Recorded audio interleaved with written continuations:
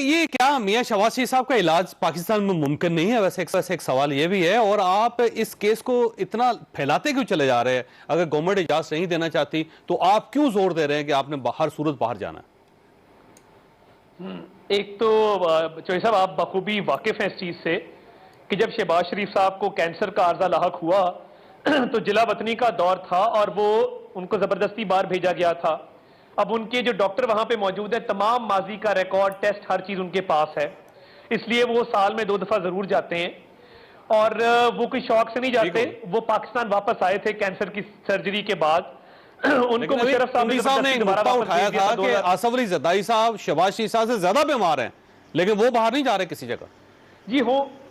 जी वो होंगे ना, उनको शायद कैंसर ना हुआ हो। अब कैंसर सर्वाइवर, मेरी अपनी फैमिली में कई लोग कैंसर सर्वाइवर हैं। कैंसर सर्वाइवर का चेकअप बिल्कुल मुख्तलिफ होता है और उसमें बड़ी सेंसिटिविटीज होती हैं जो देखनी होती हैं। और दूसरा, अल्लाह के फजल से हमने जितने अस्पताल बनाए थे सारे इन्होंने बंद कर दिए। PKLI से अब शुरू हो जाए और कार्डियोलॉजी तक चले जाएं। उस्मान बुजदार नामी बला जो पंजाब को चिमटी हुई है, Wasim Akram plus plus plus plus plus plus plus, वो पता नहीं कब उससे जान छूटेगी, कौन सा फाल निकलेगा जिसके तहत वो नाअहल करार होगा। मगर बात यह है कि बीमारियां कंपेयर ना करें, हर किसी की बीमारी अपनी होती है। और बात यह है, एक तो देखे ना मियां साहब को इन्होंने नवाज शरीफ साहब को बुला लें वापस, भिजवाया फरक हबीब साहब ने नवाज शरीफ साहब को वापस बुला लें। मैं तो कह रहा हूँ तारड़ साहब की ये दुआइयां सुन लें, वो कितने अच्छे अस्पताल इन्होंने बनाए थे। मियां साहब को शायद नजर नहीं आए, उन्होंने कहा मेरा तो इलाज ही बाहर से होना है। अभी तक तो उन्हें कोई इंजेक्शन नहीं लगा। डॉक्टर अदनान वापस आ गए हैं, मियां साहब वापस आने का नाम नहीं ले रहे। नहीं देखिए, भाई अपने बड़े भाई जरदारी साहब की ख्वाहिश पूरी कर दें, मुझे मुकम्मल कर लेने देना, मुझे मुकम्मल कर लेने दें। कर ले, मैंने तो एक नुक्ता रखा बात ये है, वो कहते हैं PKLI भी खोलने के लिए तैयार है, आप आ जाएं वापस। बात यह है कि जब शहबाज शरीफ साहब वाले केस में वफाक के नुमाइंदे डिप्टी अटॉर्नी जनरल ने यह कहा कि शहबाज शरीफ साहब की अंडरटेकिंग मौजूद है जिसपे लिखा है कि 8 हफ्ते या जब मियां नवाज शरीफ के डॉक्टर उनको फिट डिक्लेयर कर दे तो वो वापस आ जाएंगे, तो जज साहब ने कहा कि आपने कोई दरखास्त दी है इस अदालत में, ये मामला सब जुडिस है, आपने उनको वापस लाने के लिए कोई एक कागज भी जमा कराया? उसका जवाब है नहीं। तो बात यह कि जब आपके मेडिकल बोर्ड ने बाहर भेजा, आपने उनकी बीमारी स्टैब्लिश की, आपकी वजीर सेहत प्रेस कॉन्फ्रेंसेस करती रही यास्मीन राशिद साहिबा, तो आपको क्या प्रॉब्लम है? अब वो जब आएंगे अपनी मर्जी से आएंगे। यार वो छोड़े ना, आप ये बताएं हम ठीक ने कि नहीं ठीक, सानू दसो। आपकी वजीर, आप मियां साहब ठीक है नहीं, ये सवाल पूछे। मियां साहब आप ठीक हो गए कि नहीं? पहले शहबाज साहब का इशू हल करें ना। अब ये फरमाए सर, ये जो राना सनाउल्लाह साहब कह रहे हैं कि गवर्नमेंट जितना चाहे जोर लगा रहे, मियां शहबाज शरीफ साहब बाहर जाकर रहेंगे, तो ये बेसिकली एक चैलेंज है आपकी तरफ से गवर्नमेंट को। चौधरी साहब, आज आप अदालत में जाएं, आपका कोई खुदा ना खास्ता प्रॉपर्टी डिस्प्यूट हो, आप अदालत में जाएं, अदालत आपके हक में फैसला कर दे और हुकूमत उस पर अमल दरामद रोक दे और कहे कि जब तक हम अपील कर नहीं लेंगे और अपील का फैसला नहीं हो जाएगा तो इस कोर्ट की हम नहीं मानेंगे। और हुदैबिया में भी यही हो रहा है। इस मुल्क में एक नई तारीख रकम होने जा रही है, एक नया ट्रेंड है कि अदालतों के ऑर्डर मत मानो। और मुझे बताएं कि अब मैं कल को इसको एग्जाम्पल बना के शहबाज शरीफ साहब के बाहर जाने वाले केस को लाहौर हाई कोर्ट का कोई भी ऑर्डर रिफ्यूज कर दूं कि हुकूमत नहीं मानती, मैं भी नहीं मानूंगा, तो आपका जुडिशियल सिस्टम किधर जाएगा? और ये अदालत से बात ये है, जब कोर्ट ने ऑर्डर दिया, क्लियर ऑर्डर दिया सर, बात ECL पे भी हो तब भी जाएंगे। सर बात ये है, नहीं ECL का तो खैर लफ्ज नहीं लिखा। सर बात ये है कि इनको ये समझना चाहिए लिखा है कि तौहीन अदालत के फतवे इनके मुंह से अच्छे नहीं लगते। इनको इस्लामाबाद हाई कोर्ट ने कहा, जिसने नवाज शरीफ साहब को मेडिकल ग्राउंड पे बेल दी, जिसकी बुनियाद पे हमने इंडेमनिटी बाउंड रखा, उसकी बुनियाद पे ये हाई कोर्ट गए, उसकी बुनियाद पे 50 रुपए के स्टाम्प पेपर पे शहबाज शरीफ जामन बने। तो आप ना जाने देते, एक मिनट सुन लें, इनकार कर देते, उस पे आते हैं बाद में, जाने देते या ना देते।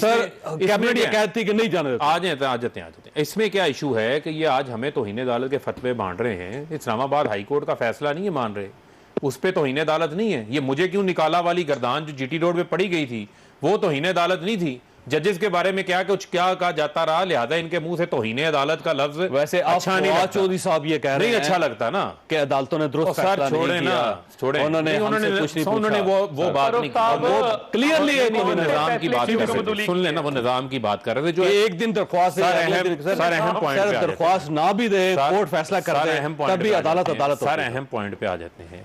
ये फैसला लेकर जो है वो सीधा चले गए उधर एयरपोर्ट के ऊपर, अनोखा लाडला है, वो कहता है मेरे पास फैसला डीजी एफआईए को सर्व हो गया, वो फैसला उन तक पहुंच गया, अब तो छुट्टियां हैं, जब वर्किंग डे शुरू होगा पता चल जाएगा। उसके अलावा जो इनकी पीएनआईएल की लिस्ट है उसमें भी शहबाज शरीफ का जो नाम शो हो रहा है, उस पे भी निकाल लें। प्रोविजनल जो आइडेंटिफिकेशन लिस्ट है उसमें भी नाम है, ईसीएल के ऊपर भी नाम डालने का जो प्रोसेस है वो भी शुरू हुआ है। तो लिहाजा जो है वो बड़े तगड़े मुजरम हैं जिनके ऊपर 7 अरब का तो सिर्फ नैब का मामला है, अभी 25 अरब के रुपए की तो एफआईए तहकीकात कर रही है। प्रोसेस का तो पता होगा, आपको पता होगा कि एनपीआई पे भी है नाम, वहां पे भी दर्ज है। आपको ये भी पता था कि एफआईए को सर्व करना है या ऑर्डर, आपको ये भी पता था कि इमिग्रेशन के पास सर्व करना है, आप बगैर सर्व करवाए चले गए। सर एक और बात, जब किसी शख्स की को जमानत होती है, फैसला कोर्ट में सुनाया जाता है, तो आपका क्या ख्याल है? वो फैसला आते साथ जेलर जो है वो बंदे को छोड़ देता है, वो पहले कहता है मुचलके जमा हो, साइन शुदा जो ऑर्डर है वो उसके पास पहुंचे, ये कहते हैं कि फैसला है उधर हमें कतर की फ्लाइट पे बैठा दें। सर मैं करता हूं ना, मुझे अगर मौका दे दें इनको 2 मिनट चुप करा लेना। यार आपकी एक टिकट के पैसे जाया हो गए, इतने क्यों परेशान हुए? मुझे बोलने तो देना भाई, मुझे बोलने तो देना, मुझे बोलने तो दे। गुस्सा किया हुआ आप लोगों ने, जमीनों आसमान एक कर दिया जनाब। हम बिल्कुल राणा सनाउल्ला ने क्या किया, तो आप कर लेते हैं, आपको एक फ्लाइट का मसला कर गया। वो जो पंजाबी च गल राणा सनाउल्ला ने की ना, तुसी उत्थों दा भी जोर लगा लो, तुहाडे कोल नहीं रोकिया जाना भाई जी। गल सुन लो मेरी, मैनू बोलन दिओ। बात ये है कि जब हाई कोर्ट के अंदर एफआईए की 2 अफसरान मौजूद थी जिनको ये ऑर्डर दिया गया, जिनको बताया गया, डिप्टी अटॉर्नी जनरल जो बार बार फोन पे वफाकी हुकूमत से इंस्ट्रक्शन ले रहा था, उसको भी बताया गया। वैसे एफआईए को नोटिस इशू हुआ था, फर्क अभी से पूछ रहे हैं। तारड़ साहब आप बताएं, एफआईए को नोटिस जारी हुआ है? एफआईए नोटिस पे तो हाजिर हुआ था, किसी को नोटिस जारी नहीं हुआ। वैसे एफआईए फिर वो कुंडी साहब बात कर रहे थे, वो ठीक बात कर रहे थे। वैसे आप एफआईए कैसे फ्री? नहीं आप ब्लैक लिस्ट में तो उन्होंने डाला ना, हुक्मनामा किसको जारी हुआ, उनकी सुन लेते। ये फर्क एफआईए वाले पागल तो नहीं कि अदालत में खुद आके खड़े हो, आपने तो पिटीशन ही अलाउ कर दी ना। पागल है, मुझे बताएं कुछ। डिप्टी अटॉर्नी जनरल ने क्या कहा कि मेरी तैयारी नहीं है, मुझे कोई टाइम सीक करने दें, मुझे नोटिस डाल। अमूमन नोटिस होता है। तारड़ साहब जवाब दीजिए। आप देखें, अगर सवाल भी फारूक हबीब साहब ने करना है, उसका जवाब भी फारूक हबीब साहब ने देना है, तो फिर ठीक है, आप कर लें। आप जवाब देना, जवाब दे। मैं देखें जब मैंने अर्ज किया कि जब 2 एफआईए के अफसरान नोटिस पे वहां मौजूद थे, डिप्टी अटॉर्नी जनरल फोन करके बार बार पूछ रहा था, पूरे मीडिया पे आपने शोर मचाया हुआ था, प्रेस कॉन्फ्रेंसेस कर रहे थे, हुक्मनामे की सर्टिफाइड कॉपी एफआईए को भी दी गई, डिप्टी अटॉर्नी जनरल को भी दी गई। और काइंडली इस मामले को आप बेल से कंपेयर ना करें जिसमें मुचलके जाते हैं और बंदा रिहा होता है। कोई क्रिमिनल लॉ से कोई, सर फिर वही बात ना, कोई क्रिमिनल लॉ सिविल लॉ का कोई फर्क भी है कि नहीं है इस मुल्क में, या क्रिमिनल लॉ भी वही है जो सिविल लॉ है? खुदा खौफी करें। और दूसरी बात यह है कि आपने जब ये इंस्ट्रक्शन रिसीव करनी और हाई कोर्ट आप तो वैसे तारड़ साहब समझदार आदमी है, प्रोसेस को समझते हैं, आपका क्या ख्याल ये नहीं है कि जब अदालत ने फैसला किया तो आपको एफआईए पास जमा करवाना चाहिए था फैसला? चौई साहब, जिस मुल्क के अंदर जुल्फी बुखारी जैसा आदमी जिसका नाम ईसीएल पे और ईसीएल के सेट प्रोसीजर हैं 1.5 घंटे में निकला है क्योंकि वो इमरान खान का लाडला है, तो वहां आप किस प्रोसीजर की बात? हमने नहीं, एक सेकंड, हमने सारे प्रोसीजर फॉलो किए, एक प्रोसीजर था। क्या हो गया आपको यार? सर मेरा ख्याल है उनका वैसे एयरपोर्ट पे निकल गया था, 3 दिन बाद वापस भी तो आ गया था वो, तो ये भी आ जाएगा ना वापस। और चौई साहब बात नहीं चौई साहब, वैसे इनका ख्याल है आप वापस नहीं कर रहे हैं, इन्होंने ईद उधर ही करनी है, फिर बस मियां साहब ने इनको जफा डाल लेना, इनको भी नहीं आने देना, शहबाज शरीफ को लीडर नहीं बनने देना। बात ये है तो आपको तो सूट करता है।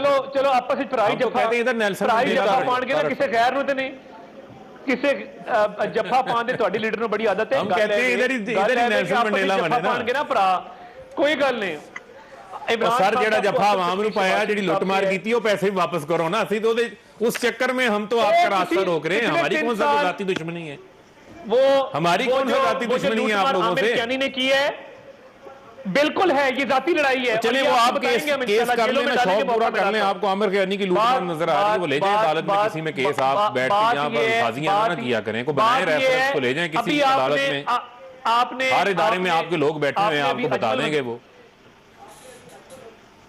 सर पिछले 3 साल आपने चोर चोर डाकू डाकू के नारे लगाए, चोर चोर डाकू के नारे लगाए, 1 रुपए की रिकवरी नहीं है। साहब, ये अवाम हमने को आप कहाँ रिलीफ लगाए दे जिनको नहीं आज सके। आपने अब आप जप्तियां क्या डाली थी? कीजिए? रहमान मलिक ने हुदैबिया केस बनाया था। चोई साहब बताते नहीं ना, आप तारीख नहीं बताते चोई साहब इस तरह बताएं ना। हुदैबिया चोई केस जो साहब- चोई साहब है इस तरह वो रहमान मलिक का बनाया हुआ है। ये जाली अकाउंट हमारा बनाया हुआ केस है जरदारी के वैसे ऊपर, जरा वो परवेज चौधरी मुशर्रफ निसार को बना के गए थे। जरा परवेज मुशर्रफ नहीं तो उसके ऊपर तहकीकात तो रहमान मलिक की हुई है ना पुरानी। ठीक है। जब वो थे उन्होंने तहकीकात की थी ना, शुरुआत ये है- काजी फैमिली को मिलके तो वही आते रहे ना। दरख्वास्त आई गंदे थी नाले उसके ऊपर। का नहीं, काजी फैमिली को तो मिलके वही आते रहे गंदे ना। नाले का बहरहाल,